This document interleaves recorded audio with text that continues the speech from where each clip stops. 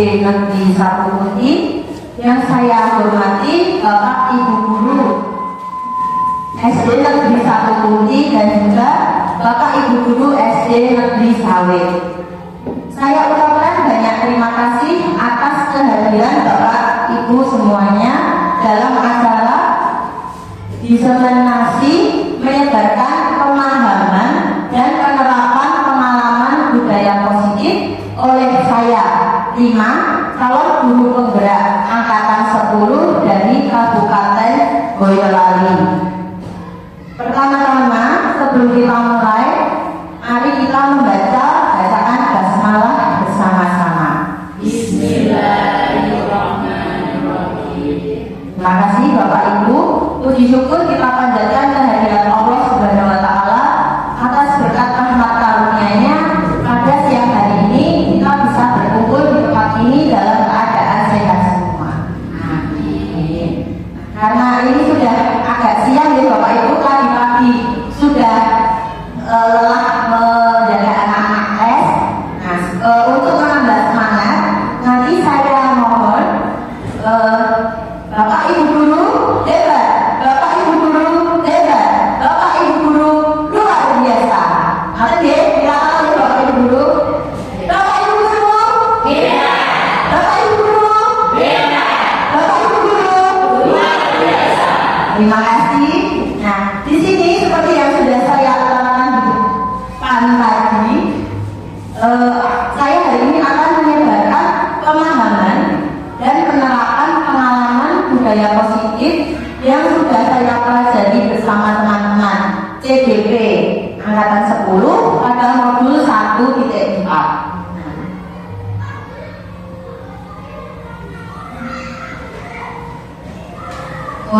Kita mulai dengan pertanyaan formatif dulu. Nanti Bapak Ibu Guru bisa setuju atau tidak setuju. Yang pertama, hukuman dapat mendisiplinkan anak. Setuju atau tidak, ya? Setuju? Ada yang setuju? Ada yang tidak setuju? Oke, tidak apa-apa. Yang kedua, pemberian hukuman dengan hal positif seperti membaca atau membersihkan halaman sekolah dapat meningkatkan disiplin anak. Oke, kemudian memberi penghargaan dapat meningkatkan motivasi belajar anak. Oke. Kemarin saat saya belum mempelajari modul ini, saya juga setuju sama seperti Bapak Ibu semuanya. Tapi setelah mempelajari modul 1.4 ini, ternyata pemberian hukuman dan penghargaan itu tidak efektif, Bapak Ibu. Jadi jawaban dari 3 pertanyaan ini, kalau menurut modul 1.4 yang sudah kami pelajari itu tidak setuju. Nanti sudah bagaimana Bu? Nah, nanti akan kita bahas pada modul ini. Selanjutnya, topik yang akan kita pelajari yang pertama nanti disiplin positif dan nilai-nilai kebajikan universal. Yang kedua, teori motivasi. Nah, ini tadi hukuman, penghargaan dan restitusi. Restitusi itu apa ya? Nah, seperti hal yang baru ya. Saya kemarin waktu pertama pelajari juga apa itu restitusi seperti itu. Kemudian keyakinan kelas. Ini saya yakin beberapa guru sudah menerapkan. Kita mengenalnya kesepakatan kelas. Kemudian kebutuhan dasar manusia dan dunia berkualitas. Dilanjutkan ini restitusi 5 posisi kontrol. Nah, ini nanti yang seru di sini. Dan yang terakhir adalah segitiga restitusi. Nah, saya harap nanti Bapak Ibu Guru bisa mengikuti dengan semangat. Semoga saja ilmu yang saya sampaikan juga bisa menjadi ilmu baru sehingga bisa kita terapkan di sekolah. Insya Allah kalau pengalaman saya kemarin, kalau benar-benar diterapkan, ini pendidikan akan bagaimana ya? Benar-benar berpihak pada murid. Seperti filosofi Ki Hajar Dewantara, berpihak pada murid, menuntun murid. Karena nanti kita belajar ini, saya sebagai guru ya suka marah-marah. Jujur saja sebelum belajar ini saya suka marah-marah. Setiap ada siswa yang makan salah, saya loh, kok kamu gak pakai sepatu? Ternyata setelah belajar modul ini saya menjadi, oh ternyata selama ini saya salah.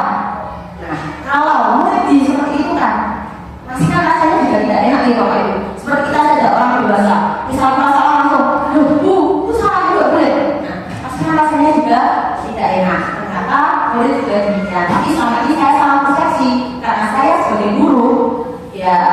sebagai penguasa di kelas ya. Nah, menurut pandangan saya murid salah harus dimarahi, murid salah harus diberi hukuman. Ternyata di modul ini nanti akan ada cara yang benar-benar mendekat pada murid tanpa kita harus bahasa Jawanya berdosa seperti itu. Jadi kita pakai segitiga diskusi nanti untuk menyelesaikan masalah.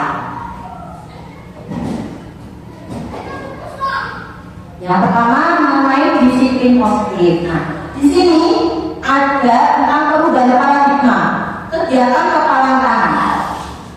Ada A dan B itu kita misalkan Anda dan teman Anda menyobek secari kertas kecil, tuliskan benda atau sesuatu yang sangat berharga, letakkan di salah satu tangan dan genggam dengan segala gaya, kuat-kuatnya. Buatlah sebuah kepalan. Nah, kemudian teman Anda yang tadi akan mencoba sekuat tenaga dengan berbagai cara meminta Anda memberikan benda itu. Dia bisa membujuk Anda, bisa dibujukan, mengancam, menghadik, merayu, menyuap atau melakukan apa saja yang dapat membuka kepalan tangan Anda tadi. Kira-kira apa yang akan terjadi? Coba di sini ada yang mau memberikan pendapatnya, apakah Anda akan membuka kepala tangan Anda? Coba Putri, kira-kira apakah Anda sudah menyimpan sesuatu yang berharga tadi? Nah, datang teman B, saya merayu Putri, guru, budak. Nah, seperti itu. Kira-kira Putri akan memberikan tidak? Tidak. Coba kalau Bu Maria, saya misalnya akan merayu, kalau teman Bu Maria saya mengancam, ayo, kalau nggak kasih besok beli aku kasih dulu. Itu tidak akan nah, jadi di sini intinya adalah kontrol. Yang dapat mengontrol itu siapa? Diri kita sendiri. Walaupun kita diancam seperti apapun, dibujuk seperti apapun, dirayu, kalau kita tidak akan memberikan, kontrol kita tidak kelihatan, tetap kita tutup. Tapi kalau kita sendiri yang mengontrol, yaudah aku dirayu, terayu seperti itu kan, kontrol dari diri kita sendiri. Itu dia Bapak Ibu. Kemudian selanjutnya, nah di sini tadi bicara apa? Ilusi guru mengontrol murid. Ilusi bahwa kritik dapat membuat orang merasa bersalah, dapat menguatkan karakter. Ilusi bahwa semua penguatan positif itu efektif dan bermanfaat. Ilusi bahwa dewasa memiliki hak untuk memaksa, seperti yang saya katakan tadi tentang hukuman, penghadaan. Kemudian orang dewasa masuk guru yang memiliki hak untuk memaksa anak. Ternyata tidak seperti itu, Bu. Selanjutnya, perubahan paradigma stimulus respon teori kontrol atau teori pilihan. Siapa sesungguhnya yang memiliki kontrol? Stimulus rangsangan, kita mencoba mengubah orang agar berpandangan sama dengan kita. Teori kontrolnya atau pilihannya, kita berusaha memahami pandangan orang lain tentang dunia. Yang kedua, perilaku buruk itu dilihat sebagai suatu kesalahan. Juga saja pasti kita juga berpikiran demikian ya Bapak Ibu. Kalau perilaku buruk itu sebuah kesalahan. Tapi pada teori kontrol, semua perilaku itu mempunyai tujuan. Kemudian orang lain bisa mengontrol saya. Kalau pada teori kontrol hanya kita sendiri yang bisa mengontrol diri kita sendiri. Kemudian saya bisa mengontrol orang lain. Tidak, kita tidak bisa mengontrol orang lain.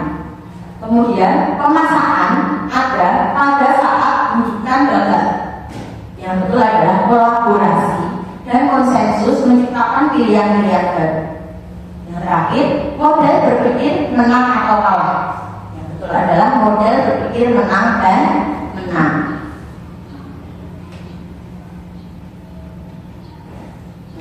Di sini dilanjutkan dengan disiplin positif dari teori kontrol atau teori pilihan itu tadi. Anda tidak bisa mengontrol orang lain, hanya Anda yang bisa mengontrol diri Anda. Kemudian makna disiplin, belajar kontrol diri dengan menggali potensi kita agar tercapai tujuan tujuan mulia, yaitu sesuatu menjadi seseorang yang kita inginkan berdasarkan nilai-nilai yang kita hargai. Kemudian, semua perilaku itu memiliki tujuan. Nah, yang kita lakukan memiliki tujuan itu ada teori motivasi. Teori motivasi ini ada dua, ekstrinsik dari luar dan intrinsik dari dalam. Teori dari luar itu untuk menghindari hukuman, kemudian ada yang untuk mendapatkan imbalan. Tapi kalau motivasi itu dari diri sendiri untuk menghargai diri sendiri dan untuk menerapkan nilai-nilai kebajikan universal. Contohnya seperti ini mudahnya Bapak. Sebagai guru, kita kan hadir sebelum murid hadir ya. Itu kalau motivasinya ekstrinsik, motivasi dari luar itu untuk menghindari hukuman. Ya sebenarnya kan nggak dihukum ya, cuma hukumannya mungkin kalau guru hukuman sosial. PO harus nih, apalagi PO dengan bapak kepala sekolah. Itu kalau motivasi kita dari luar, kalah, udah aku siapa kalah. Itu untuk menghindari hukuman. Atau untuk mendapatkan imbalan ini bisa jadi sebuah ujian. Aku mau datang pagi, rumput jam 6. Biar nanti aku dipuji sama kepala sekolah. Nah, seperti itu. Karena itu motivasinya dari luar. Tapi kalau motivasi itu berasal dari untuk menghargai diri sendiri sebagai wujud tanggung jawab, wah, aku harus datang jam 7 kurang berapa lah, pokoknya ini nggak lah. Karena itu tanggung jawab. Tanggung jawab dari diri kita sendiri berarti wujud untuk menghargai diri sendiri bahwa saya itu punya nilai, orang yang bertanggung jawab. Mulai itu juga demikian. Karena kita komplek ini juga sering saya lakukan, kesalahan saya sering mati coba nggak mengerjakan nggak pulang, atau nggak mengerjakan pulang ya bro. Nah itu kan dari motivasi dari saya. Jadi anak benar-benar mengerjakan karena bukan mereka tanggung jawab, karena mereka dihukum 5 takut nanti kalau pulangnya jam 2. Nah seperti itu. Karena itu tadi contoh motivasi ekstrinsik. Tapi kalau dari dalam mereka akan punya sadar ya, ini tugasku harus aku kerjakan, aku harus kerjakan tepat waktu supaya bisa pulang tepat waktu supaya saya kembali. Seperti itu Bapak Ibu. Kemudian dilanjutkan dengan model berpikir menang-menang, kolaborasi dan konsensus menciptakan pilihan-pilihan baru. Di sini, nanti akan ada 5 posisi kontrol yang saya sebutkan. Ini saya sebagai penghukum. Jujur saya sebagai penghukum. Yang kedua, membuat rasa bersalah. Setiap hari sebelum saya mengenal Modul 14 ini, saya selalu membuat murid saya merasa bersalah. Ketiga, sebagai teman juga sering. Kemudian keempat, sebagai pemantau sering. Nah, yang kelima ini yang baru saya terapkan ketika saya menemui Modul 1 sebagai manajer. Nanti sebagai manajer ini dilanjutkan dengan cara apa? Segitiga restitusi. Jadi kalau kita menemui masalah, tidak langsung menghukum tadi, tidak langsung membuat rasa bersalah, tapi kita sebagai manajer menggunakan cara segitiga restitusi. Karena segitiga itu ada berapa sisi Bapak Ibu? 3. Sekali ada 3 sisi, itu juga ada 3 tahap. Yang pertama menstabilkan identitas, yang kedua validasi kebutuhan, yang ketiga menanyakan keyakinan. Nanti akan kita bahas lebih lanjut di slide selanjutnya. Ya seru. Kemudian realitas kebutuhan kita berbeda. Kita berbeda ya, kebutuhan saya dengan Pak Aris juga berbeda. Kemudian kita berusaha memahami pandangan orang lain tentang dunia. Setiap orang memiliki gambaran berbeda karena manusia itu diciptakan unik. Tidak ada yang sama satu dengan yang lainnya. Kemudian ini 5 kebutuhan dasar manusia: bertahan hidup, penguasaan, kasih sayang dan rasa diterima, kesenangan dan kebebasan. Ternyata sumber ada anak-anak melakukan kesalahan atau ada mungkin ada anak yang suka sakral dari Bapak Ibu. Nah itu karena mereka sedang memenuhi 5 kebutuhan dasarnya itu. Jadi kira-kira dari bertahan hidup, penguasaan, kasih sayang, kesenangan dan kebebasan. Kalau anak yang caper, itu tadi kira-kira untuk memenuhi kebutuhan dasar yang mana ya? Tadi perhatian dunia. Kasih sayang. Nah, betul. Jadi mereka itu sebenarnya butuh kasih sayang dan rasa diterima. Jadi kalau ke kelas tuh pengennya cerita sama gurunya, terus cari perhatian, terus pasti ada nih bapak ibu seperti itu. Kemudian ada juga yang malah suka jalan-jalan di kelas, kalau nggak ada suruh mengajarkan tapi malah main-main sendiri, malah kami malah mutar-mutar seperti itu. Itu berarti dia sedang memenuhi kebutuhan dasar apa? Kebutuhan yang mana? Ya tak senangi dewi kesenangan. Nah betul, dia sedang memenuhi kebutuhan akan kesenangannya. Jadi butuh senang terus ini. Makanya di kelas loh butuh kesenangannya sendiri tadi. Baik itu disuruh mengajarkan lalu malah cerita sendiri atau gambar sendiri, ya kan deh? Atau malah lari-lari gambar ilmunya. Nah ternyata itu tadi kalau kita pelajari tidak anak itu tidak nakal itu tidak ada, tapi dia sedang berusaha memenuhi kebutuhan dasarnya. Selanjutnya, apakah makna disiplin? Tentu Bapak Ibu, saya yakin pasti Bapak Ibu sudah paham semua tentang disiplin. Itu dari bahasa Latin disiplina yang artinya belajar. Makna asal dari kata ini berkonotasi dengan disiplin diri dari murid-murid Socrates dan Plato. Kemudian, disiplin diri membuat orang menggali potensinya menuju sebuah tujuan apa yang dihadiri. Namun dalam budaya kita, makna disiplin telah berubah menjadi sesuatu yang dilakukan seseorang pada orang lain untuk mendapatkan kepatuhan. Kecenderungan umum adalah menghubungkan kata disiplin dengan ketidaknyamanan, bukan dengan apa yang kita hargai atau pencapaian suatu tujuan mulia. Jadi pengertian disiplin di sini jadi bergeser, Bapak Ibu, karena sudah membudaya di negara kita ya. Jadi kadang orang kalau dari disiplin nggak nyaman, kayak berat seperti itu. Tugas kita adalah mengembalikan pengertian disiplin, yaitu tadi membuat orang menggali potensinya. Jadi anak itu disiplin untuk tadi menghargai dirinya sendiri, bukan karena hukuman ataupun penghargaan. Kita lanjutkan dengan nilai-nilai kebajikan universal.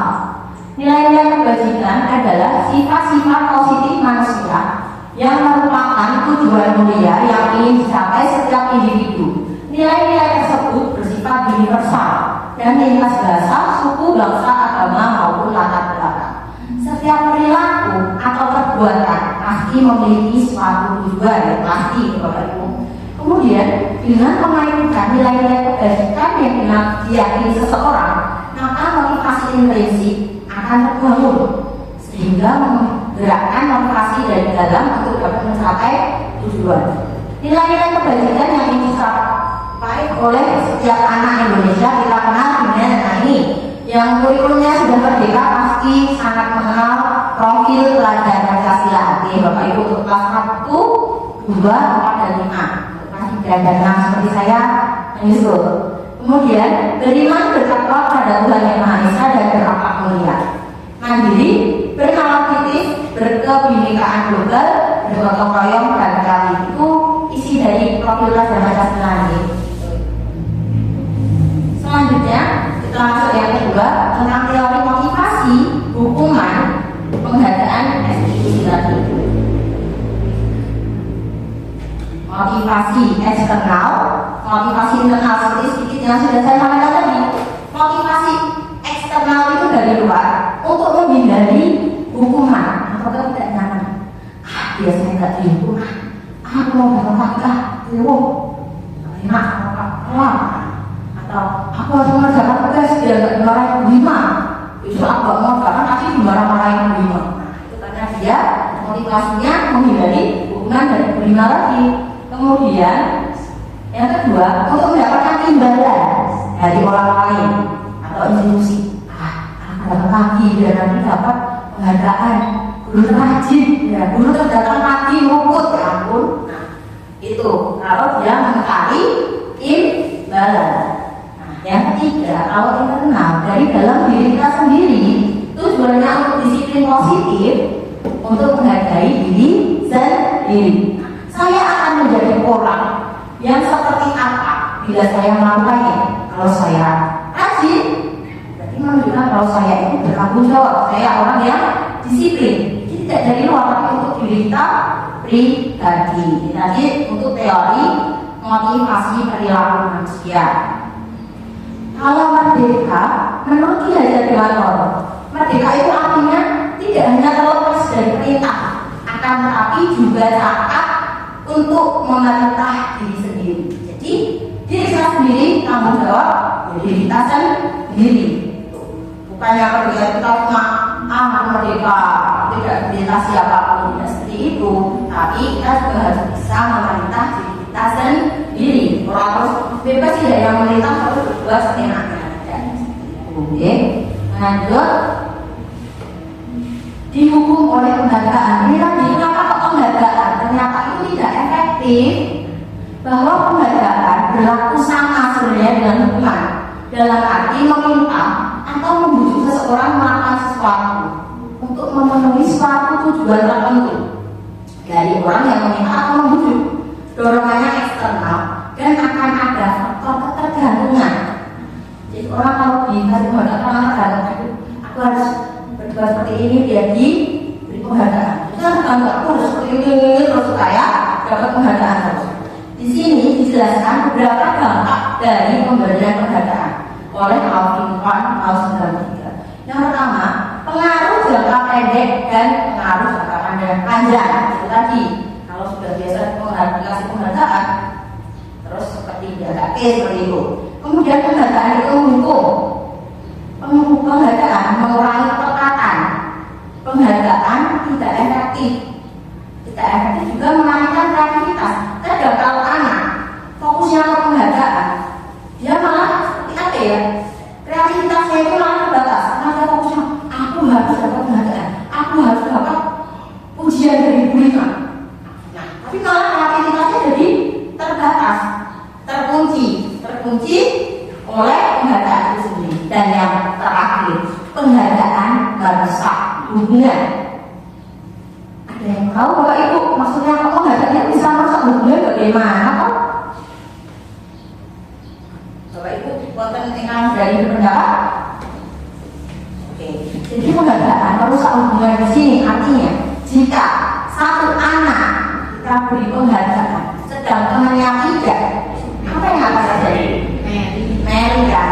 Itu tidak hanya bagi anak-anak saja, namun kita sebagai rekan sejawat dalam sekolah, jika ada salah satu teman yang bolak-balik dapat penghargaan, teman yang lain tidak diapresiasi atau tidak dapat penghargaan, karena teman yang lain kan malah jadi usah sama mau aku ngamuk berapa.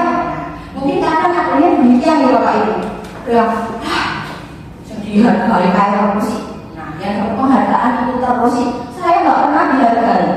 Nah, itu malah dapat merusak hubungan. Maka itu tadi penghargaan tidak efektif. Jadi lebih baik tidak memberikan penghargaan sekalian atau tidak memberikan hukuman seperti yang dijelaskan di tadi. Penghargaan dan hukuman itu tidak efektif. Karena ya tadi ada beberapa alasan kenapa penghargaan itu tidak efektif. Itu tidak hanya untuk anak-anak saja, tapi untuk keseluruhan dunia kerja pun juga seperti itu. Selanjutnya, penghargaan dapat menentukan kualitas, terus yang penghargaan menaikkan kreativitas tadi. Nah, kemudian penghargaan mengurangi motivasi intrinsik. Jadi ada motivasi dari dalam diri. Pokoknya intinya fokusnya dia ingin mencari penghargaan. Aku mau mengerjakan sungguh-sungguh. Pokoknya biar nanti aku dipuji sama Bu Rima terus. Kadang ada anak yang seperti itu, tapi ada juga yang sekarang dia itu tadi sama hubungan tadi. Misalnya aku nggak mau paling nanti yang dipuji Bu Rima ya, penghargaan dari Bu Rima itu nggak diminta. Aku enggak seperti itu. Jadi maksudnya dihukum oleh penghargaan seperti itu tadi. Kemudian bentuk program kebajikan atau apresiasi. Dalam memberikan apresiasi perlu diingat beberapa hal. Nah, di sini apresiasi tadi juga bisa penghargaan atau pujian ya. Itu kita harus mengenali beri pengakuan secara khusus. Nah, kalau secara khusus ini berarti mungkin 4 mata, sama seperti beri pengakuan secara pribadi. Bisa diberi pengakuan kepada semua murid AI dengan ini katakan harus dengan iya. Misal hari ini yang dipuji gini, kita apresiasi gini, besok bisa Mas Pedro atau siapa atau Kalau misalnya hari ini murid saya di sini Bu Maria, hari ini saya mengapresiasi Bu Maria. Wah, hari ini Bu Maria hebat sekali, tapi datangnya pagi. Nah, tapi besok pagi harus Bluetooth dihidupkan, sedang mencari perangkat. maaf, ada gangguan. Nah, besok pagi saya harus memberi apresiasi kepada Putri seperti itu. Jadi harus bergantian supaya tadi tidak muncul kecemburuan. Kemudian beri pengakuan secara konsisten. Kemudian fokus pada prosesnya, bukan hasilnya. Contoh pengakuan atau apresiasi kebajikan. Kemarin saya perhatikan rasa empatimu besar sekali pada saat menolong murid baru di kelas kita. Nah, bukannya kemarin itu. Nilai kebajikannya apa? Rasa empati. Situasinya kemarin saat menolong murid. Atau yang kedua, saya menghargai kepedulianmu pada saat kamu membantu teman-temanmu di tugas kelompok. Yang ketiga, terima kasih untuk rasa tanggung jawabmu pada saat kamu mengut kertas-kertas yang diserahkan di lantai. Coba Bapak Ibu kembali ke kelas D waktu kita mengajar, pasti pernah dia mengapresiasi murid apapun itu. Nah, seperti contoh tadi, kita apresiasi secara bergantian.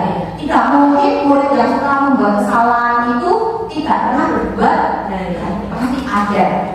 Walaupun itu sepele, tapi kadang anak kalau dia diapresiasi sepele, sekecil apapun akan membekas. Nah, insya Allah nanti bisa menumbuhkan budaya positif atau disiplin positif pada dirinya. Jadi ingat beliau ya, aku kan diapresiasi guru ini, berarti aku harus berbuat baik. Nah, itu kan menunjukkan kualitas diriku seperti itu. Oke, Bapak Ibu ngomong kalian di hadapi senekipun pun dia sambil mawon kemudian nih di sini perbedaan hukuman dan konsekuensi. Yang pertama, nanti saya minta bantuan Bapak Ibu dulu ya. Yang pertama itu kira-kira hukuman atau konsekuensi sih mencatat 100 kali di dalam buku kalimat saya tidak akan terlambat lagi karena terlambat ke sekolah. Hukuman atau konsekuensi? Hukuman. Ada yang pernah dapat hukuman seperti ini waktu sekolah?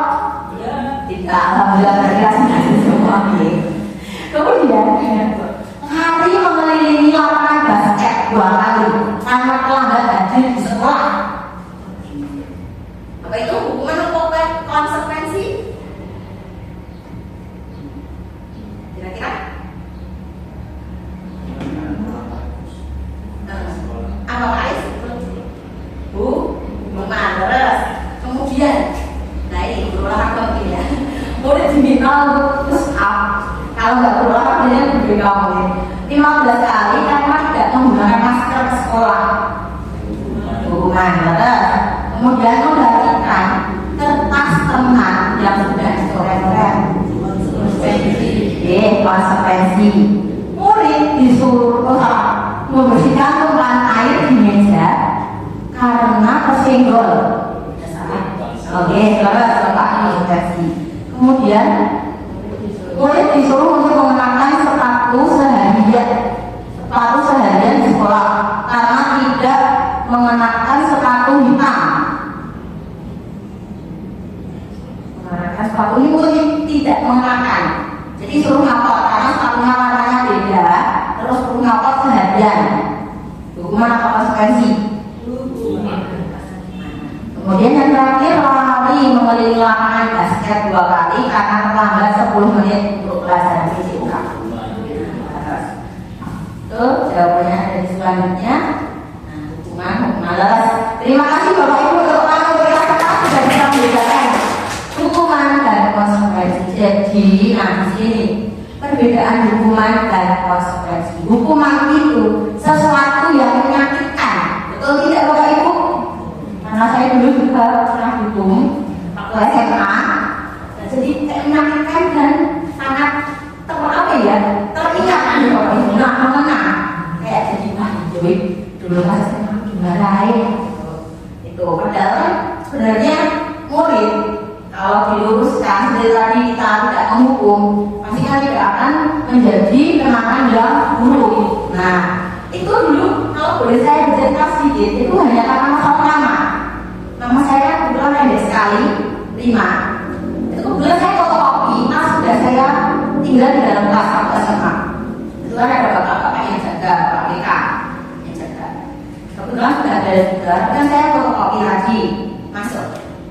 Enggak, kok telat? Saya nggak telat Pak, saya fotokopi. Nah, itu tas saya udah di dalam. Terus saya sok, telat kok, seperti itu kan. Terus nulis nama, tulisan dulu. Saya udah, kok saya nggak tahu lagi ya. Dan nama yang murid harus tidak selesai sampai di situ Bapak Ibu. Waktu menulis, terus begini, ini Pak, 5. Jenengmu sopo? 5 Pak. 5 sopo? Saya bentak. 5 Pak. Jadi 5 sopo? Masih di bentak lagi. Terus saya 5 kok Bapak, lalu Bapak Ebek. Gitu. Jadi kayak mengarang kali Bapak Ibu. Ini salah nama dulu. Sampai yang pendek terus masih dicari kayak lagi. Padahal sebetulnya kalau Bapak PKP mau lebih dalam kan sebetulnya saya juga sudah nih, dan fotokopinya itu cuma di depan sudah kelihatan juga. Sebetulnya kalau guru bisa menerapkan tadi istilah eksekusi, ya tidak akan menjadi ingatan yang buruk bagi siswa. Sedangkan konsekuensi itu sesuatu harus terjadi, tapi tidak menyakitkan. Seperti yang mengganti kertas teman yang dirusakkan, disobek lagi. Nah, kamu udah nyobain kok ya harus gue ganti seperti itu. Kemudian hukuman membuat anak sakit. Nah ini baik fisik maupun hatinya untuk jangka waktu yang lama. Biasanya dari SMK sekarang juga masih ingat. Nah itu untuk hukuman. Sedangkan konsekuensi membuat anak merasa tidak nyaman tapi dalam jangka waktu pendek. Seperti mengalihkan kertas dari kertasnya dia cuma sebentar kok kayak memang kertas itu kan karena salahnya sendiri, jadi jangka pendek. Tidak mungkin dia akan didamlek sama gurunya karena sesobek kertas tadi ya. Kemudian anak jadi membenci kedisiplinan. Jadi barang apa aku udah telat. Nah seperti itu kan. Kemudian kalau konsekuensi itu ada anak malah jadi menghargai disiplin. Jadi dia belajar dari kesalahannya, besok lagi dia lebih disiplin. Hukuman bersifat paksaan, sedangkan konsekuensi itu stimulus tambahan. Hukuman mendorong anak menyakiti diri sendiri, jadi kayak menyalahkan diri sendiri. Aku mau dapat fotokopi, berarti mau fotokopi, benar senang. Nah seperti itu kan. Kemudian mendorong, kalau konsekuensi mendorong anak agar mudah menyesuaikan diri. Hukuman konsep diri yang buruk, sedangkan konsekuensi itu konsep diri yang baik. Hukuman anak belajar untuk menyembunyikan kesalahan. Betul tidak? Betul ya. Kalau dia hukuman, kan menyembunyikan kesalahan. Kadang ini juga kesalahan saya juga kelas 6. Anak-anak itu takut dihukum, padahal belum ada KKR. Mereka menyembunyikan kesalahan dengan cara bagaimana? Berdasarkan bisa sekolah di padahal itu harusnya alam di rumah. Tapi untuk menyembunyikan kesalahan tadi untuk karena takut ya, adanya hukuman, jadi menyembunyikan kesalahan. Tapi dengan adanya konsekuensi, anak belajar untuk mematuhi peraturan. Adanya hukuman membuat anak rasa bersalah, dipermalukan, merasa tak dihargai. Itu betul sekali sebagai apa ya, pengalaman dari saya dulu waktu SMA itu betul sekali. Anak rasa bersalah, malu sekali. Entah kenapa dulu saya SMA agak nakal. Selain tadi fotokopi di suruh nama, saya pernah disuruh slot jam di depan kelas. Itu saja. Sempat ya Allah. Dan itu Pak gurunya itu guru sejarah, Pak Killer juga malu sekali. Tenang, dong. Tadi dipermalukan masa dihargai. Kan sebetulnya bisa dan peringatan ya. Mbak, tidak boleh seperti itu. Seperti jalan apa seperti itu. Nah, kan juga sudah bisa membuat anak sadar diri akan kesalahannya. Tapi kenapa harus dihukum? Saya disuruh jam 10 kali ya. Itu membekas. Kemudian konsekuensi kehilangan hak dibuat tidak nyaman, diasingkan tapi hanya untuk sementara waktu. Nah, kemudian apa itu restitusi? Restitusi adalah proses menciptakan kondisi bagi murid untuk memperbaiki kesalahan mereka. Jadi kita tidak sebagai penghukum, tidak sebagai hakim, tapi mereka bisa kembali pada kelompok mereka dengan karakter yang lebih kuat. Restitusi juga merupakan proses kolaboratif yang mengajarkan murid untuk mencari solusi untuk masalah mereka dan membantu murid berpikir tentang orang seperti apa yang mereka ingin. Mereka ingin jadi seperti apa sih? Tujuannya apa sih? Dan bagaimana mereka harus memperlakukan orang lain. Nah, jadi dari restitusi ini benar-benar sangat bermanfaat sekali kalau nanti kita terapkan ke anak-anak kita. Di sini ada identitas gagal dan identitas sukses. Dibagi menjadi dua. Untuk identitas gagal itu hukuman tadi seperti yang sudah saya jelaskan, menyakitkan, tidak nyaman, korban mendapatkan keadilan, tapi pelaku tidak, kemudian murid akan tersakiti. Bluetooth dihidupkan, sedang mencari perangkat. Perilaku agresi meningkat, sistem tidak akan berjalan bila murid tidak takut berlaku ini hanya pada sebuah kesalahan. Kemudian konsekuensi sesuatu harus terjadi. Tidak nyaman untuk jangka pendek, korban bisa diabaikan, murid dibuat tidak nyaman tapi dengan jangka waktu tertentu, penguatan bertahan dalam jangka waktu pendek, memerlukan monitoring, membantu penerapan disiplin positif. Nah, di sini yang paling pas adalah restitusi. Restitusi merupakan pilihan menguatkan, memberi penguatan pada murid dalam jangka panjang, korban mendapatkan ganti, murid mendapatkan penguatan yang sama tadi. Kemudian masalah bisa terpecahkan, murid belajar tanggung jawab untuk perilakunya, fokus pada pemecahan. Di sini ada 9 ciri-ciri restitusi. Yang pertama, bukan untuk menebus kesalahannya, tapi untuk belajar dari kesalahan. Yang kedua, memperbaiki hubungan. Yang ketiga, tawaran, bukan paksaan. Kemudian restitusi menuntut untuk melihat ke dalam diri, mencari kebutuhan dasar tadi yang mendasari tindakan. Jadi misalnya caper, ternyata kebutuhan dasar apa yang dia penuhi, kurang kasih sayang lagi. Kemudian restitusi diri adalah cara yang paling baik, fokus pada karakternya, bukan tindakannya, fokus pada solusi, ini yang paling penting. Kemudian restitusi mengembalikan murid yang berbuat salah pada pokoknya, jadi tidak disendirikan, tidak diskriminasi, dia masih bisa diterima oleh kelompoknya. Kita lanjutkan, ini berkaitan dengan keyakinan kelas, karena restitusi tadi bisa diterapkan jika ada keyakinan kelas. Nah, mengapa kok tidak peraturan saja? Mengapa harus keyakinan kelas? Mengapa kita memiliki peraturan tadi menggunakan helm bilang mengendarai kendaraan bermotor? Mengapa kita memiliki peraturan 3M menggunakan masker, mencuci tangan, menjaga jarak 1,5 meter? Mengapa kita memiliki peraturan harus datang tepat waktu pada saat mengikuti pelatihan? Kalau kita menggunakan peraturan, di sini tadi motivasi yang keluar, motivasi yang ada itu yang dari luar atau intrinsik. Sedangkan kalau kita menggunakan keyakinan, motivasi akan datang dari motivasi intrinsik atau dari dalam diri seseorang. Peraturan kelas, keyakinan kelas nanti akan menciptakan lingkungan yang positif, kemudian gaya positif di suatu sekolah. Di sini contoh dari keyakinan atau kesepakatan kelas Y. Nah, ini sudah diterapkan oleh guru-guru semua Y. Saya sudah lihat di kelas yang kemarin sudah membuat kesepakatan kelas. Nah, memang Bapak Ibu bagaimana ya? Menurut perkembangan zaman, mungkin zaman dulu masih belum ya adanya tata tertib sekolah.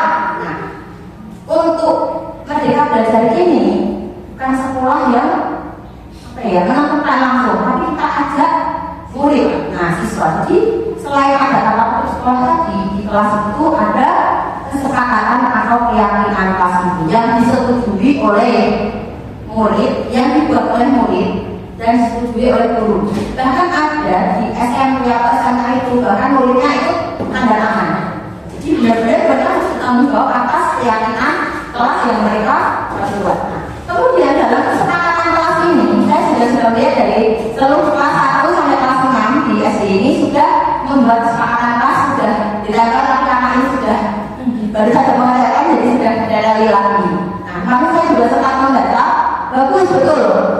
Itu menggunakan kata-kata positif. Datang tepat waktu, mengucapkan salam, menjaga kebersihan sekolah, berdoa sebelum dan sesudah kegiatan, aktif dalam pembelajaran. Kesepakatan kelas, kami guru dan murid saling menyayangi. Kami murid yang semangat belajar. Kami murid yang peduli dengan teman-teman. Nah, ini kesalahan di kelas 6 saya. Karena saya membuat kesepakatan kelasnya sebelum bertemu dengan modul ini, dan kebetulan saya belum merdeka. Nah, itu saya menggunakan kalimat negatif. Maksudnya bagaimana, Bu? Tidak boleh menggabungkan, tidak boleh datang terlambat. Tanya kalau tadi ini, nah sebetulnya seperti ini tadi, datang tepat. Nah itu kesalahan saya. Jadi saya juga banyak belajar dari modul ini. Ternyata saya salah seperti itu.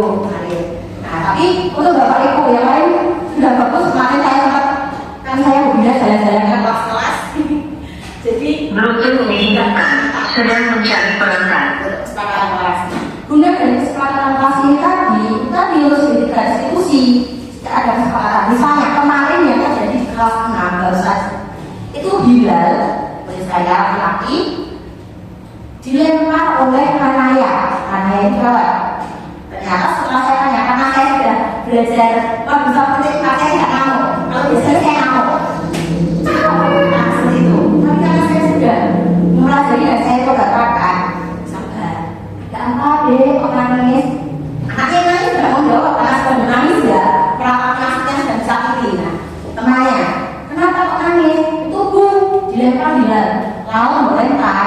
Saya katanya seperti itu, tapi tidak pakai marah-marah. Lalu, aku dilempar duluan sama anaknya. Loh, lah kayaknya kenapa kok lempar Bilal? Ternyata masalahnya adalah salah paham. Si Kanaya dipanggil Nayul sama si Bilal. Nah, saya juga bilang pengertian ini Mbak Kanaya, oke lah. Mungkin Mas Bilal tadi niatnya juga Bilal. Kamu jelaskan apa sih yang membuat kamu memanggil Naya itu Nayul? Oh, anakku, tak kiroki rasanya kok ece si Bilal itu tadi ngejek. Kenapa aku salah paham dulu tak ambil Nayul? Kalau tahu aku dilempar. Jadi baik Naya atau Bilal dua-duanya tidak saya dua-duanya salah. Kalau tidak saya baik, saya luruskan. Oke, Mbak Kanaya, kamu tidak marah karena itu bukan namamu. Kamu panggil Nayul sebenarnya namamu Kanaya. Tapi sebenarnya mungkin kalau kamu sabar dulu, bisa jadi itu juga Bilal itu ngambil karena kadang-kadang asal gojek lebih mendekatkan diri sendiri kadang dengan sebutan terlalu asal, kan sebutannya itu tidak asal. Tapi kalau kamu dipisui, kamu marah, oke. Tapi kita tidak asal kok, tidak bukan.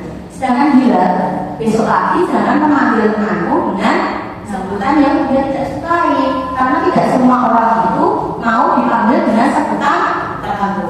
Dan akhirnya mereka berdua maaf-maafan, selesai masalahnya. Nah di sini saya benar-benar wah ternyata kalau menerapkan segala diskusi saya tidak kehilangan energi Bapak Ibu.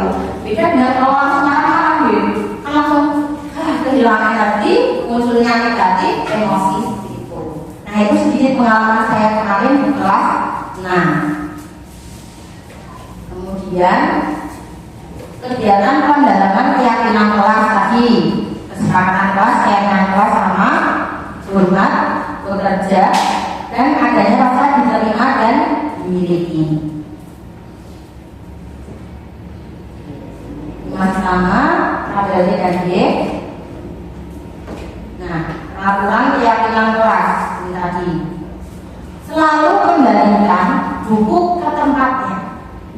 Tapi kita buat keyakinan kelasnya seperti itu, tapi apa?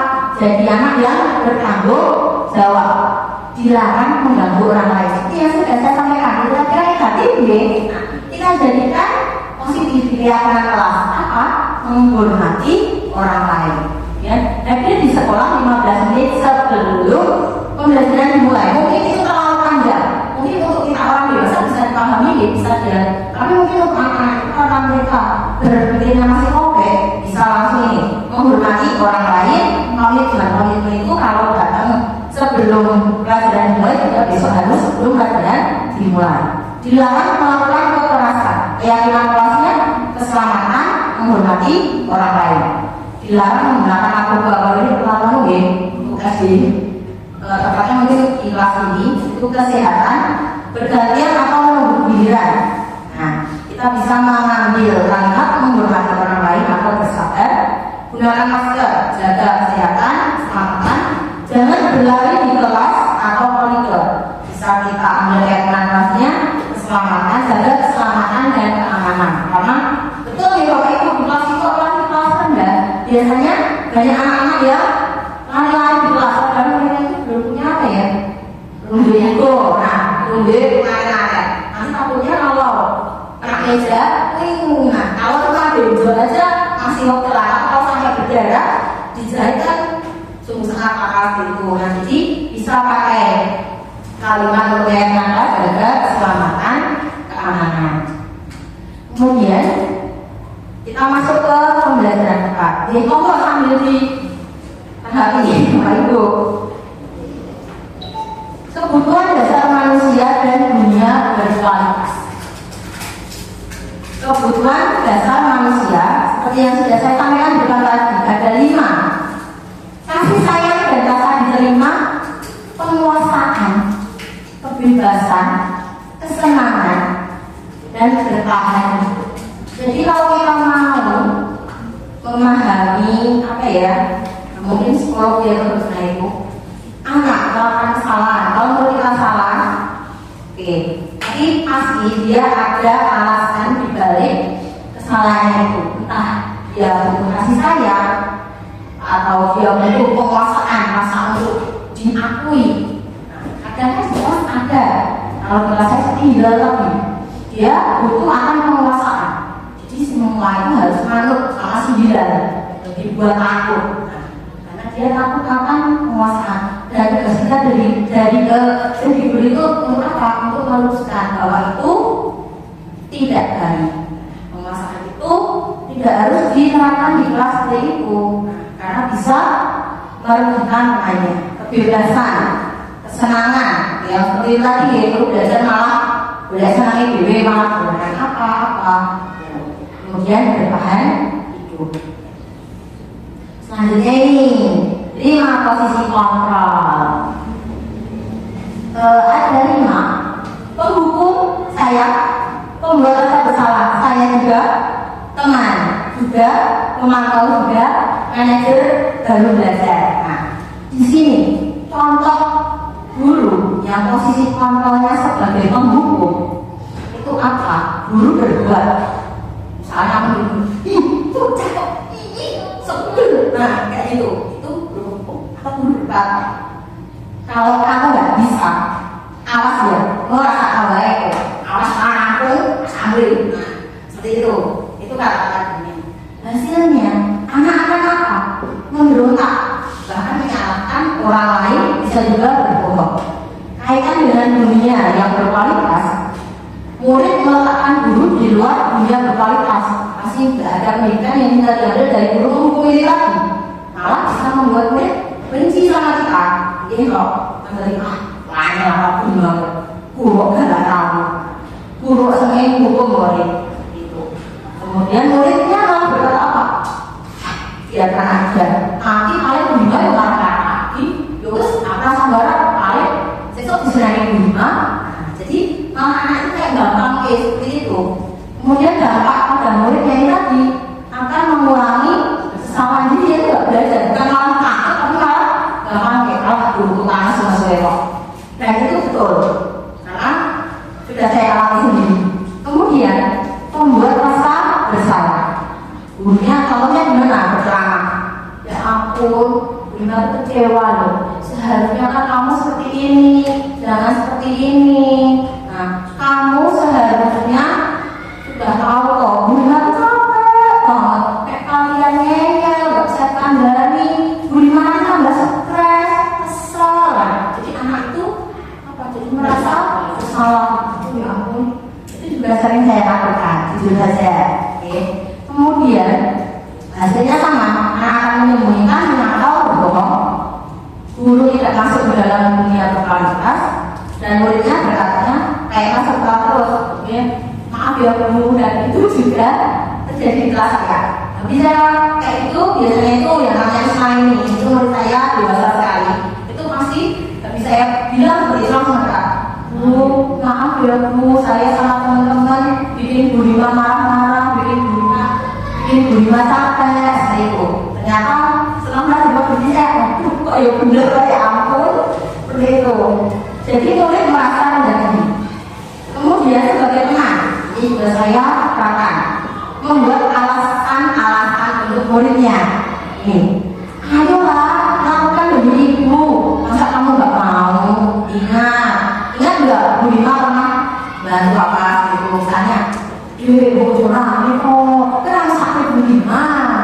Oh Bu Rima berarti ibu loh. Kelas 5 kebersihan nanti Bu Tri ke sini, Bu Rima dimarahin gimana? Jujur itu juga sering saya lakukan.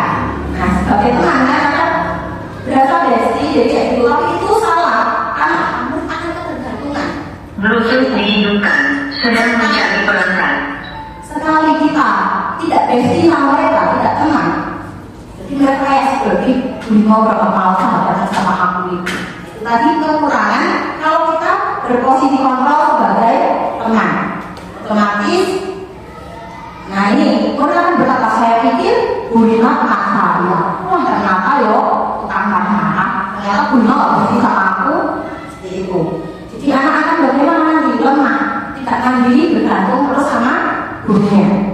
Kemudian sebagai pemantau itu Bluetooth dihidupkan, sedang mencari pelengkap. menghitung dan mengukur tentang apa peraturannya, menyesuaikan diri pemantau itu kayak semuanya aja gitu. Kemudian, nah yang paling bagus Bluetooth dihidupkan, sedang mencari pelengkap. habis baterainya tidak bisa pakai malam B. Yang terakhir adalah posisi manajer. Sebagai posisi manajer itu posisi yang terbaik karena apa? Guru akan mengajukan pertanyaan-pertanyaan seperti waktu kasus Bunda dan kayak tadi. Saya coba dengan mengajukan pertanyaan tidak langsung menghakimi salah satu. Gila, kok kamu nggak tahu sih? Kok kamu buat temenmu nangis sih? Atau karena yang langsung naik? Cakep bener kamu. Nah, tidak seperti itu. Tapi sebagai posisi manajer, ini kita mengajukan pertanyaan. Kemudian hasilnya menguatkan pribadi anak. Jadi kayak Hilal kan tahu, dia dapat pengalaman baru. Oh iya ya, kalau teman tidak mau disebut seperti itu, berarti aku tidak boleh jadi seperti itu karena tidak semua orang mau diajak gojek dengan sebutan seperti itu. Si kanayanya pun juga jadi penangkapan. Oh iya, aku besok lagi tidak boleh langsung main hakim sendiri. Tapi aku harus tanya juga. Nah kok kayaknya aku yang aku kan nanya apa tahu? Nah seperti itu. Jadi anak-anak akan punya penguatan. Nah kemudian murid berkata, bagaimana caranya biar saya bisa memperbaiki keadaan? Jadi anak itu berusaha mencari solusi. Nah dampaknya anak bisa mengevaluasi diri, bagaimana cara memperbaiki dirinya. Nah ini tadi contohnya. Kalau orang atau posisi kontrol membuat orang merasa bersalah, pasti akan mengatakan saya kecewa sekali dengan kamu. Kalau penghukum, kamu tidak pernah melakukannya. Sebagai teman, ayolah lakukan Bu Rima. Kalau pemantau, apakah kamu hari ini mau mendapatkan stiker bintang itu reward ya? Padahal reward tadi kan tidak efektif. Sedangkan manajer, bagaimana kamu bisa menyelesaikan masalah ini? Contohnya konsekuensi itu tadi, misal merobek buku temannya. Sebagai posisi manajer kan otomatis, bagaimana kamu menyelesaikan masalah ini? Kamu bertanggung jawab atas kesalahan yang kamu buat. Oh ya Bu, saya akan mengganti. Nah, jadi anak bisa mencari solusi sendiri. Itu. Nah, kemudian kita lanjutkan dengan sertifikat restitusi tadi. Ada 3, menstabilkan identitas dulu. Nah, jadi setiap orang membuat kesalahan kita bisa ucapkan ini. Nah, guru-guru tahu setiap orang pasti pernah melakukan kesalahan. Atau lalu bila kamu bukan satu-satunya orang yang pernah melakukan kesalahan itu untuk menstabilkan identitas dulu, jadi kita tidak langsung marah-marah. Kemudian validasi kebutuhan. Lanjut kita kalau tadi, adakah cara yang lebih efektif untuk mendapatkan apa yang kamu butuhkan? Nah, misalnya ya kayak gitu tadi, apa sih kan kamu pengen mungkin bersenang-senang deh. Hal lain apa yang bisa kamu lakukan supaya kebutuhanmu untuk bersenang-senang itu tetap terpenuhi tapi tidak menyakiti orang lain? Atau ini kamu tentu punya alasan mengapa melakukan itu. Kalau sudah begini, kita sebagai guru, sebagai kontrol manajer, anak-anak akan merasa lebih dihargai, tidak langsung dimarah-marahi. Kemudian menanyakan keyakinan. Nah, kita kembali ke kesepakatan atau keyakinan kelas tadi.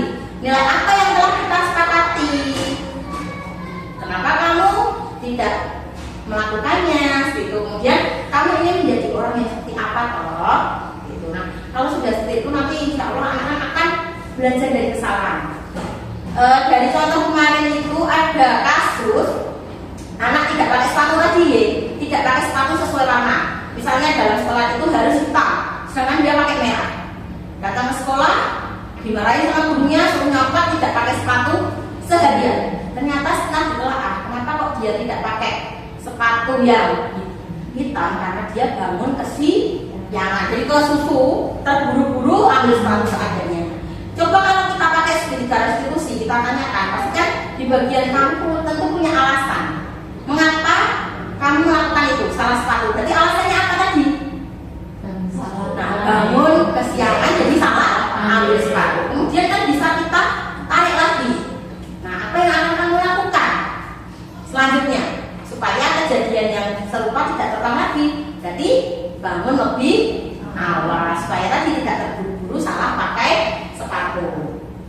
Begitu Bapak Ibu pakai segitiga restitusi itu mungkin deh waktu pertama mengenalnya juga bingung, foto segitiga restitusi itu cukup membingungkan sekali karena harus pakai apa namanya itu tadi menstabilkan identitas, validasi tindakan, terus menanyakan keyakinan.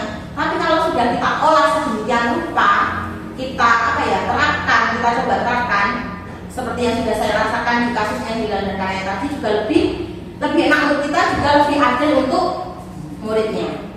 Di sini contoh menstabilkan identitas itu untuk membuat anak yang merasa gagal karena tadi sudah berbuat salah menjadi positif terhadap dirinya. Jadi dia tidak menyalahkan dirinya sendiri. Nah, guru berkata seperti ini, berbuat salah itu hal yang manusiawi. Tidak ada manusia yang sempurna. Bapak Ibu juga buat salah, pernah berbuat salah. Kita pasti bisa menyelesaikan masalah ini. Bapak Ibu tidak tertarik untuk mencari tahu siapa yang benar, siapa yang salah. Seperti kasus tadi ya. Kemudian Bapak Ibu lebih tertarik untuk menyelesaikan masalah ini. Kalau kamu menyalahkan dirimu sendiri terus menerus, apakah kamu bersikap baik pada dirimu sendiri? Itu menstabilkan identitas. Kalau kita pahami sangat aman deh Bapak Ibu, nyaman seperti itu.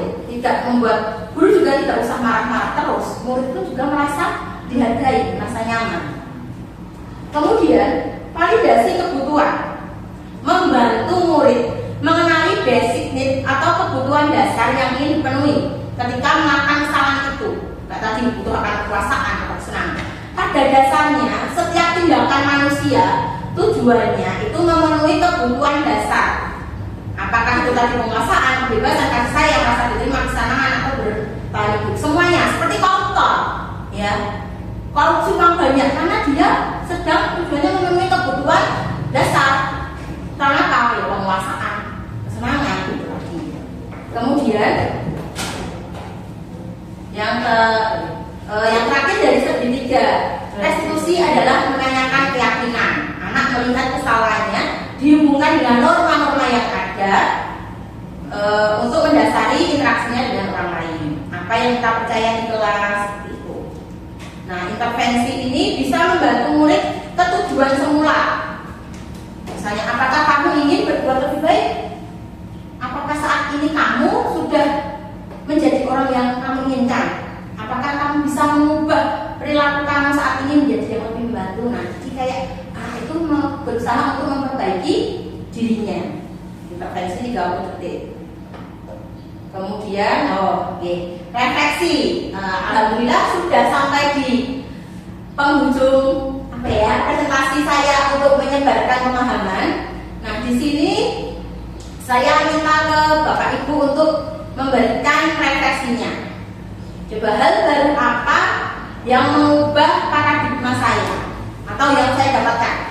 Monggo Bapak Ibu, salah satu apa yang didapatkan hari ini? Boleh langsung menjawab, tempatnya juga boleh. Perasaan apa yang muncul selama mengikuti sesi ini?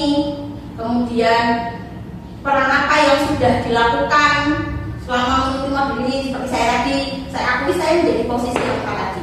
Posisi manajer dulu.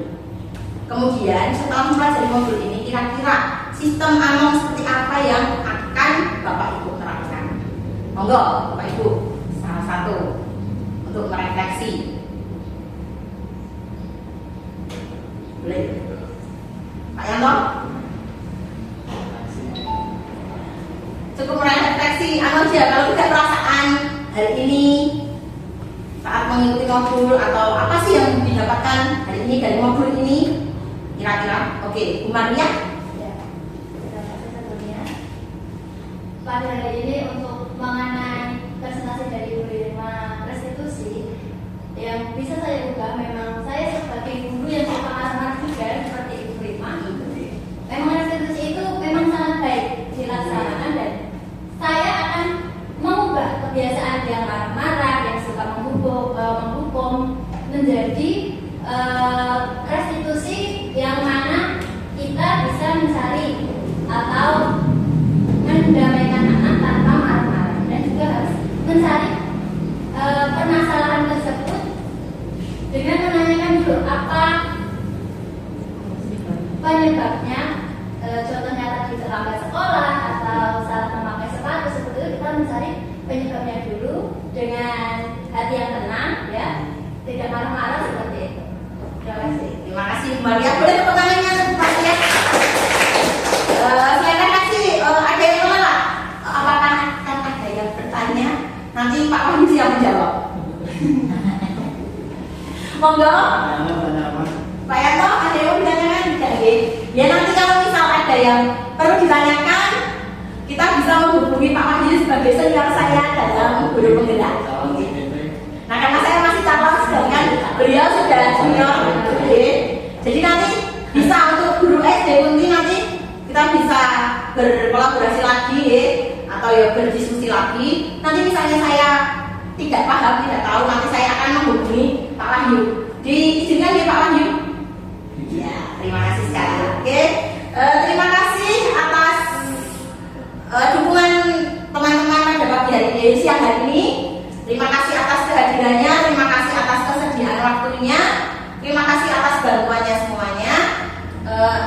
Demikian presentasi dari saya, kurang lebihnya saya mohon maaf. Wabillahi taufiq wal hidayah.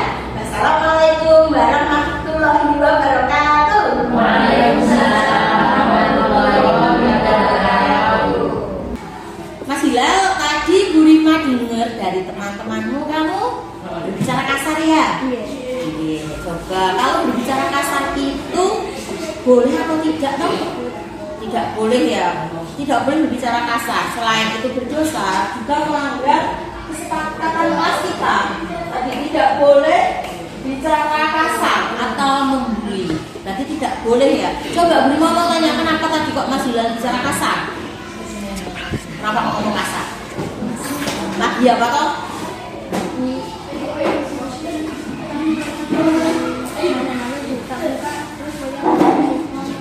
Oh, karena Mas Doyan juga besok, terus kamu juga ikutan ngomong kasar. Berarti besok lagi kira-kira boleh tidak ya bicara kasar lagi? Tidak boleh. Jadi harus bicara yang baik. Karena itu tadi selain berdosa juga menurunkan kualitas Mas Hilal. Masak kan bagus-bagus, ganteng-ganteng bukan besok. Jadi besok lagi mau berubah untuk ngomong yang lebih baik atau tidak? Lebih baik. Tenang ya, jadi ya. Terima kasih Mas Hilal.